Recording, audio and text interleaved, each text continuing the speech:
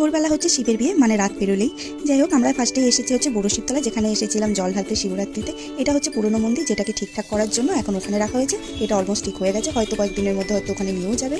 আমি আর পলু এখানে করছিলাম ভিডিও। আর চলো দেখা আমাদের এখানে শিবের বিয়ের সময় কী কী করা হয়। ভোরবেলা হয়তো আসা সম্ভব হবে না, নইলে এসে বিয়েটাও দেখাতাম, যেহেতু 2-3টের সময় মানে বিয়ে স্টার্ট হবে। এখানে হচ্ছে শিব বাবা, মানে পুরো শিব বাবা আর কি। আর এই যে সব রকমের আয়োজন করা হয়েছে, দেখতে পাচ্ছ, জামা, শোকেস সব কিছু দেওয়া হয়েছে। তারপর আমরা ওখান থেকে বেরিয়ে চলে আসলাম চারচারা বাজারে দেখতে। সব এখানে আমাদের যে কটা শিব মন্দির আছে সব জায়গাতেই এরকমই হবে আজকে। এসেছি হচ্ছে চারচারা বাজারে। রাস্তায় অনেকটা ভিড় ছিল, সেই জন্য আমরা টোটো থেকে নেমে গেছি। আর এখানে দেখতেই পাচ্ছ মাকে কি সুন্দর করে সাজানো হয়েছে। আর একটু পরে তোমাদেরকে বাবাকেও দেখাচ্ছি। এই যে হচ্ছে ভোলে বাবা, সুন্দর করে পালকিতে মানে সুন্দর করে সাজানো হয়েছে, বেশ ভালো লাগছে। আর এখানে সব কিছু দামি যা যা জিনিস আছে সেইগুলোও রাখা আছে, দেখতেই পারছো তোমরা। সুন্দর করে ওয়াশিং মেশিন, ফ্রিজ সব। আর এটা হলো মেন মন্দিরটা। আজকে ভিডিওটা এটুকুই রাখলাম, আবার দেখা হবে কালকে। তাহলে আজকের মতো জানাই টাটা।